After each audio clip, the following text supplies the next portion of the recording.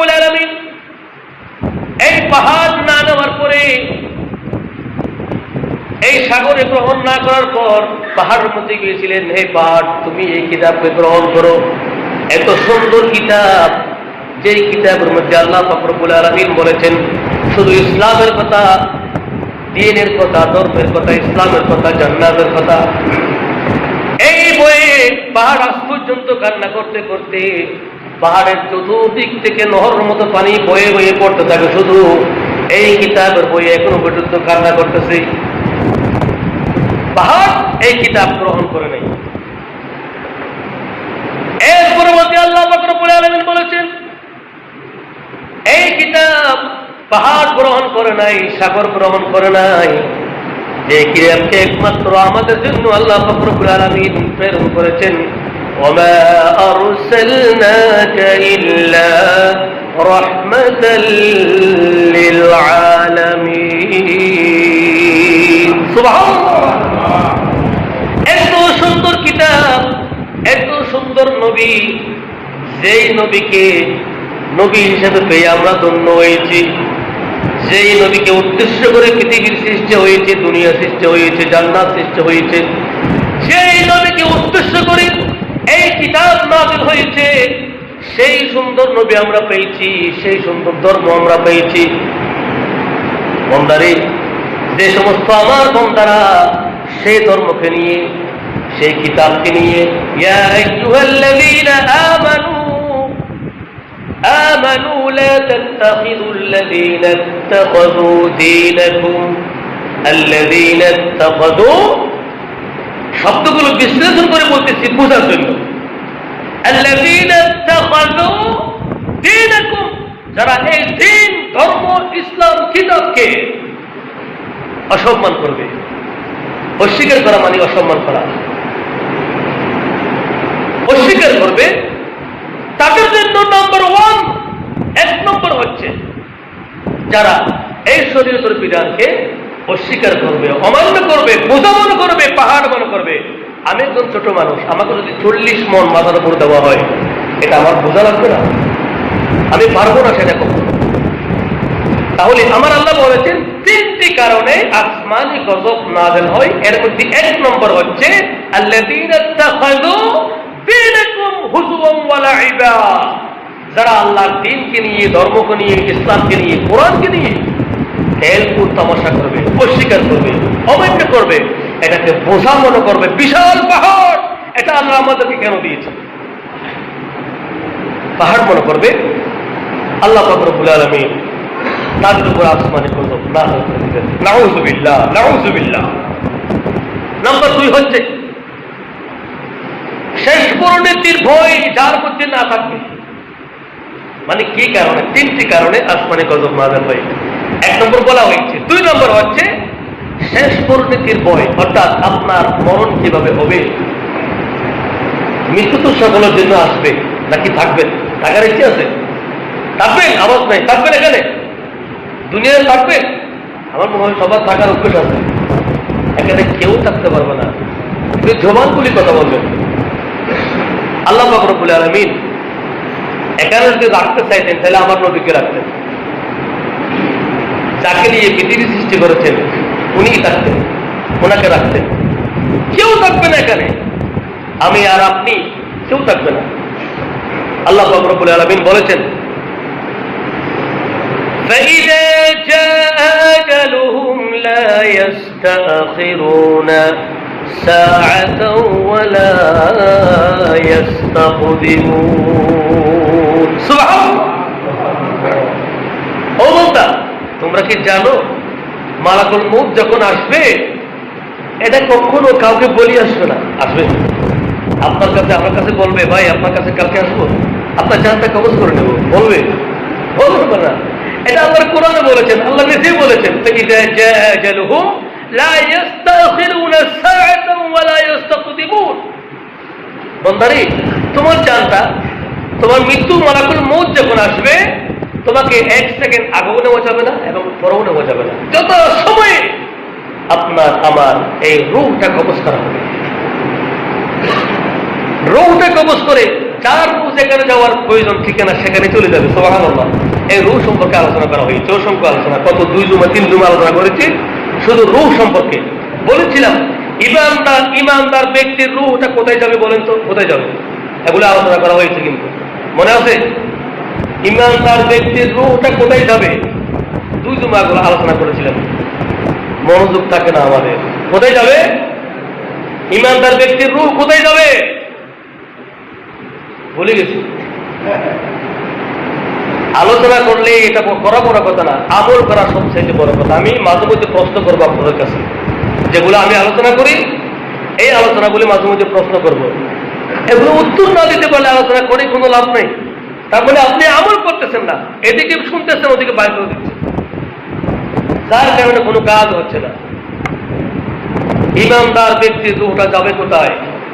ইল্লিয়িন এর নামক স্থানে। সুবহানাল্লাহ। কোথায় কোথায় যাবে একটু বড় করে বলেন, কোথায় যাবে? ইল্লিয়িন। ইল্লিয়িন ইন্নাল আবরারা লাফি ইল্লিয়িন ওয়া ইন্নাল ফুজ্জারা লাফি জাহিম।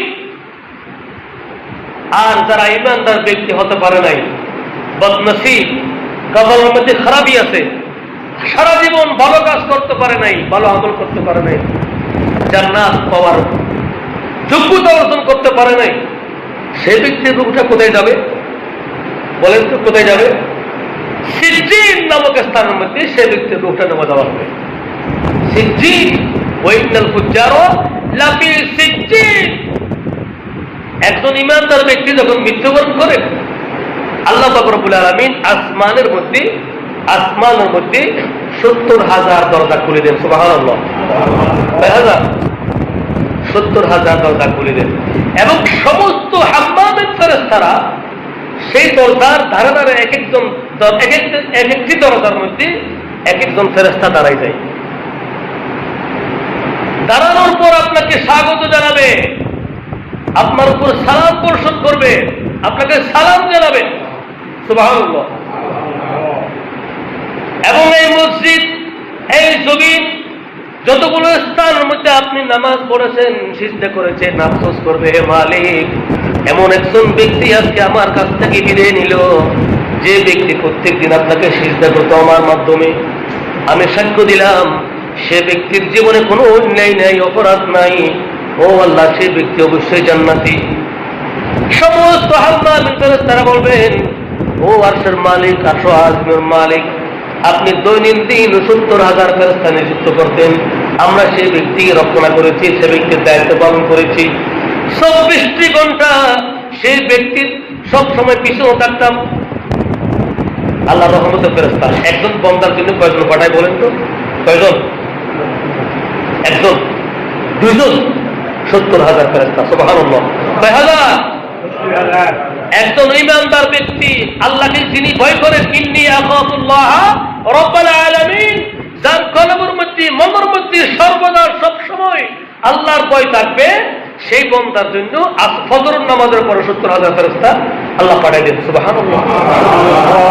ওনাকে রক্ষণাবেক্ষণ করার জন্য, বিপদ থেকে মুক্ত করার জন্য, ওনার সমস্ত গুণাগুলি ক্ষমা চাওয়ার জন্য আল্লাহর কাছে। এগুলো আসর পর্যন্ত থাকে। আসর নামাজের পরে আবার 70,000 পাঠিয়ে দেন। এগুলো ফজর পর্যন্ত আপনার জন্য ক্ষমা চায়, আপনার কল্যাণ কামনা করে, সর্বদা সব সময় আপনার দেহরক্ষীর মতো কাজ করবে। এগুলো কাদের জন্য বলেন? কাদের জন্য? যারা নামাজ পড়বে, আল্লাহকে মেনে চলবে, আল্লাহর ভয় মনের মধ্যে সবসময় সর্বদা রাখবে, তাদের জন্য তো আল্লাহ পাক রব্বুল আলামিন এই ব্যবস্থা করে দিয়েছেন। সুবহানাল্লাহ। তাহলে যেদিন আপনার রূহটা কবজ হয়ে যাবে, চলে যাবে, সেদিন আরশ আযমের মধ্যে ঈমানদার ব্যক্তির জন্য 70,000 দরজা খুলে যায়। সুবহানাল্লাহ। প্রত্যেক দরজার থেকে আওয়াজ আসবে, এই ঈমানদার ব্যক্তির রূহটা আমার দিয়ে প্রবেশ করাবো।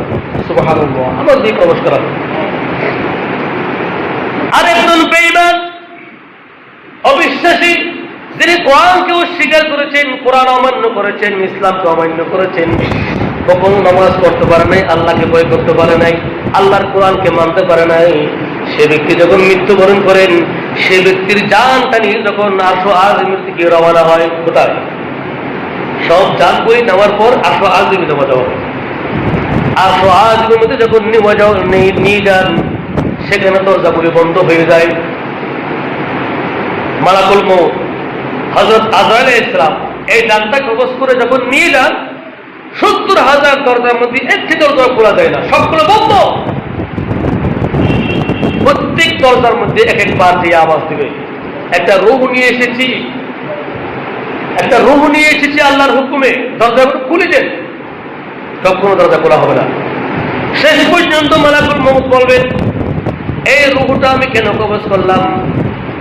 যে রূহটা কখনো আল্লাহর নিয়ামত পেয়েছেন কিন্তু আল্লাহকে স্বীকার করেন নাই, আল্লাহর নিয়ামত করেছেন, এই হাত কে দিয়েছেন, এই জবান কে দিয়েছেন, এত সুন্দর শরীর, লাকাদ খালাকনাল ইনসানা ফি আহসানি তাকওয়িম। সুবহানাল্লাহ, কত সুন্দর রূপ গঠন দিয়ে আপনাকে শরীর দিয়েছেন, 5টা আঙ্গুল দিয়েছেন, বেশক করে দিলেন, কিন্তু আক্রমণ করলে সবগুলো এক হয়ে যায়। সুবহানাল্লাহ, সুবহানাল্লাহ, এক হয়ে যায়।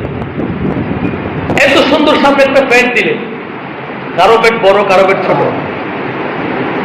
এই পেটটা যদি আপনার পিছনের দিকে দিত কেমন লাগতো বলেন তো?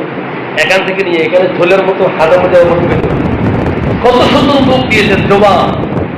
এই গানটা এদিকে সামনের দিকে না দিয়ে যদি পিছন দিকে দিত, এখান থেকে এভাবে নিয়ে এভাবে দিতে অনেক কষ্ট হইত না? হ্যাঁ, এজন্য আল্লাহ বলেছেন, লাকাদ খালাকনাল ইনসান ফি আহসানি তাকওয়িম। সুবহানাল্লাহ, আমার যত সৃষ্টিকুল রয়েছে এর মধ্যে সর্বশ্রেষ্ঠ সুন্দর নিয়ে, রূপ নিয়ে, গঠন নিয়ে আমি সৃষ্টি করেছি কাদেরকে জানো? আশরাফুল মাখলুকাত, মানব জাতিকে। সুবহানাল্লাহ, সুবহানাল্লাহ। তাদের জন্য জান্নাত, শ্রেষ্ঠ কিতাব, আসমানি কিতাব, শ্রেষ্ঠ নবী মুহাম্মদুর রাসূলুল্লাহ সাল্লাল্লাহু আলাইহি ওয়াসাল্লাম, যে নবীর এই মাসের মধ্যে আগমন হয়েছে, এই মাসের মধ্যে যে নবীর আগমন হয়েছে, আর এই মাসের মধ্যে ওয়াফাত হয়েছে। আমরা সবাই এই মাসের মধ্যে ঈদ মিলাদুন নবী উদযাপন করি, করি না? করি, করি। এর মাহাত্ম্য আমরা বুঝি না। আমরা অনেকে দালাদলি, অনেকে মারামারি, অনেকে এইটা দল, এইটা ওইটা দল। কেন এগুলো? এগুলো কেন হচ্ছে? কিতাব তো একটা, নবী একটা, আল্লাহ দুটো একটা। আবার যদি বলেন একটা না দুইটা? একটা। একটা প্রভু, একটি নবী, একটি কিতাব। আমরা সেই সুন্দর, এত সুন্দর ধর্ম পাওয়ার পরে কেন আমরা এত অস্বীকার করতেছি? কেন আমরা মারামারি করতেছি, গুনাগুনি করতেছি? কেউ বলে আমি মিলাদ করবো, কেউ বলে আমি সিরাত করবো। এগুলো আমরা কেন করি? কেউ বলে মিলাদুন নবী করবো, কেউ বলে সিরাতুন নবী করবো। এগুলো কেন করি আমরা? এর মধ্যে তো আসল রহস্য আমরা এখনো পর্যন্ত কেউ জানি না। রাসূল পাক সাল্লাল্লাহু আলাইহি ওয়াসাল্লাম বলে গিয়েছেন, قال رسول الله صلى الله عليه وسلم فمن عظم مولده بما أمكن من التعظيم والإكرام كان من الفائزين بدار السلام। যারা আমার এই আগত মাসকে সম্মান করবে তাদেরকে আমি সম্মানিত করব পরকালের মধ্যে। সুবহানাল্লাহ, সুবহানাল্লাহ। তাহলে এটা নিয়ে আমরা বলি যে কেউ মিলাদ করব, মিলাদুন নবী করব, আর কেউ বলে সিরাতুন নবী করব। আমি বলি আলেম হিসাবে, কোরআন হাদিস জানি বুঝি হিসাবে, যেটা সত্য কথা, মিলাদ শুধু করি তাহলে হবে না, আপনাকে মিলাদ করতে হবে, সিরাত করতে হবে। সুবহানাল্লাহ। এই যে টুপি পরেছি, পাগড়ি পরেছি, জুব্বা পরেছি, জামা পরেছি, মুখের মধ্যে কত সুন্দর দাড়ি রেখেছি, এগুলো কি? এগুলো কি বলেন তো? এগুলো সিরাত। এগুলো হচ্ছে সিরাত, আমার নবীর স্মৃতি। সিরত আরবি শব্দ, স্মৃতি বাংলা শব্দ। বাড়ি বাবা মরে গেল, কিন্তু রাখে দেয় নাই, একটা স্মৃতি হিসাবে আমার বাবার ছবি রেখে দিয়েছি। আমার বাবার বাংলা নির্মাণ করেছিল এই বিল্ডিং ঘরটা, আমার বাবার স্মৃতি। এটা দেখে দেখে আমি দিন কাটাই। তাহলে আমার ক্ষেত্রে যদি আমি স্মৃতি, সিরত এগুলো রাখতে পারি, নবীর ক্ষেত্রে আমরা কেন এত কৌতূহল সৃষ্টি করি বলেন? বুঝাই বলতেছি, বোঝার জন্য, বুঝে বলতেছি বোঝার জন্য। হয়তো কেউ বলবে হুজুর এটা কেন বললো? এটা বলতেছি আমাদের কাছে শুধু প্রশ্নের উপর প্রশ্ন আসতেছে, হুজুর এটা কেন হচ্ছে? কেউ বলে মিলাদুন নবী করবো, কেউ বলে সিরাতুন নবী করবো। আমি বলি মিলাদুন নবী, সিরাতুন নবী দুটাই আপনার লাগবে, আমারও লাগবে। মিলাদ করেছেন আবু জাহেল, এই আজকের হাদিস। আজকের হাদিস মিলাদ করেছেন কে? আবার শুনুন, কে করেছেন? আবু জাহেল করেছেন। একদিনের জন্য কবর আযাব ক্ষমা করে দিয়েছেন, একদিনের জন্য, ছেড়ে শুধু একদিন। যেদিন মিলাদ পালন করেছেন সেদিন আমার নবীর জন্মদিন, জন্ম হওয়ার পর শুনেছেন, আনন্দ করে উল্লাস করে সবাইকে আযাদ করে দিয়েছেন, খুশি করেছেন, মিষ্টি খাওয়া দিয়েছেন। সেই হিসাবে আল্লাহ পাক রব্বুল আলামিন একদিনের জন্য আযাব ক্ষমা করে দিয়েছেন। আর সিরাত যেগুলো আমার নবীর হায়াত জিন্দেগির মধ্যে দাওয়াত দিয়েছেন, ইসলাম প্রচার করেছেন, কিতাব নাযিল হয়েছে, সেই দাওয়াত সবাইকে দিয়েছেন, নামাজ প্রতিষ্ঠা করেছেন, একজন মানুষ ইমানদার মুত্তাকিন হওয়ার জন্য চরিত্র গঠন করে দিয়েছেন। সবগুলি এই জামা পড়তেছি, নামাজ পড়তেছি, 5 ওয়াক্ত নামাজ আমরা পড়তে হলো কে এনেছে বলেন তো? আপনি এনেছেন? নামাজ কে এনেছে? মেরাজ শরীফের মধ্যে গিয়ে আমার নবী আমাদের জন্য নামাজ নিয়ে এসেছেন, 5 ওয়াক্ত নামাজ, 50 ওয়াক্ত থেকে কমায় 5 ওয়াক্ত নামাজ নিয়ে এসেছেন। এগুলো কি সিরাত? এগুলো কি সিরাত? তাহলে আপনি যদি সিরাত মানি না, তাহলে আপনি নামাজ মানেন না? আমার প্রশ্নের উত্তর একসাথে বলে দিচ্ছি। আপনি যদি বলেন আমি সিরাত মানি না, আমি বলবো তাহলে আপনি নামাজ মানেন না। এগুলো তো আমার নবী এসেছে নামাজ মেরাজ শরীফ থেকে আসার সময় এগুলো এনেছে। এজন্য পিঠে মানতে হবে আমাদেরকে, যদি আমরা মুসলমান হতে চাই, ইসলামকে মুহাব্বত করতে চাই। ওয়া'তাসিমু বিহাবলিল্লাহি জামিআ, ভালোবাসতে চাই এক মুসলমান আর মুসলমানকে। ওয়ালা তাফাররাকু, ফরক করতে পারবো না, পৃথক করতে পারবো না, সবাইকে এক মনে করতে হবে। ওয়াজকুরু নি'মাতাল্লাহ, আল্লাহর নিয়ামতকে স্মরণ করতে হবে, স্বীকার করতে হবে। ওয়াজকুরু নি'মাতাল্লাহি আলাইকুম ফাআল্লাফা বাইনা কুলুবিকুম, একজন আরেকজনকে ভালোবাসতে হবে। ফাসবাহতুম বিনি'মাতিহি ইখওয়ানা, সবাইকে ভাইয়ের মতো থাকতে হবে, শত্রুতা করতে হবে, একজন আরেকজন ভাই হিসেবে মহব্বত করতে হবে। আলহামদুলিল্লাহ।